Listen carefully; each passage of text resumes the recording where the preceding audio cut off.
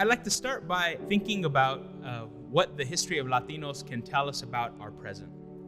And that might seem like an odd place to start for a history, since most of us think about history as being something that's in the past, something that's already happened. But it really isn't. My name is Tomás Sandoval, and I'm a professor of history and Latino studies at Pomona College. For the last 10 years or so, I've been focusing my research on primarily Chicano Vietnam veterans and their families.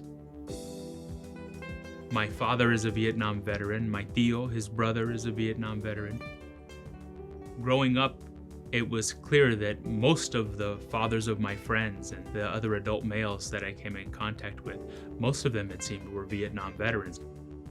And it wasn't until I got older that I realized most people's dads are not Vietnam veterans. Only about 10% of the male draft age population of that time served in the wars in Southeast Asia. And so, as a researcher, my question began right there.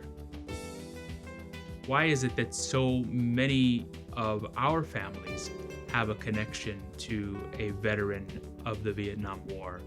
That's what took me to this oral history project, which is kind of where I start. I mean, I'm an oral historian by training. When we talk about history, we're really talking a lot about the things that we value in our current moment. And the questions that we ask, and the things that we find significant to look for and answer in the past, and the ways that we create stories of meaning. History is inseparable from the kinds of things that we think about in the present. Over the last 4 years, actually, I've been doing more public works with the oral histories I've collected. The first was a public history exhibit in 2017 based on the oral histories, and the next was a testimonial-style play based on a selection of the oral histories I did that tells the story of this generation, not just in war, but both before and after as well. One of the things that I'm very committed to in my work is to record the stories of people, of Latinos and Latinas in this country whose stories are not part of the official records or not part of the official archives. Our work is foremost about creating a record for future generations to be able to access.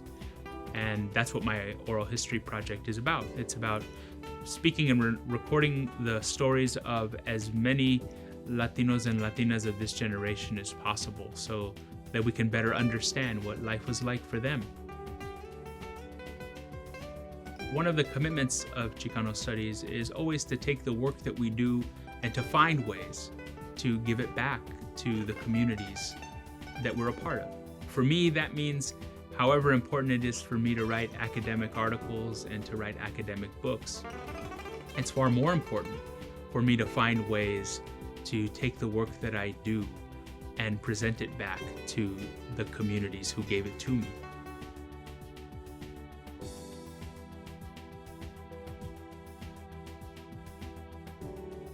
This country needs to learn to stop thinking of us as outsiders.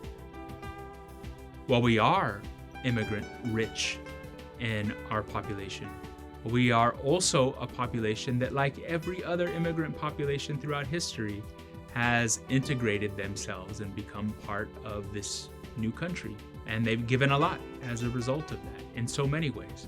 Not just the men who give their lives in wars and the young men and women who are in the military today, but the same for our farm workers who are out in the fields picking right now, and the teachers and the construction workers, even the Chicano Studies professors and the filmmakers. We're all part of this enterprise, this country.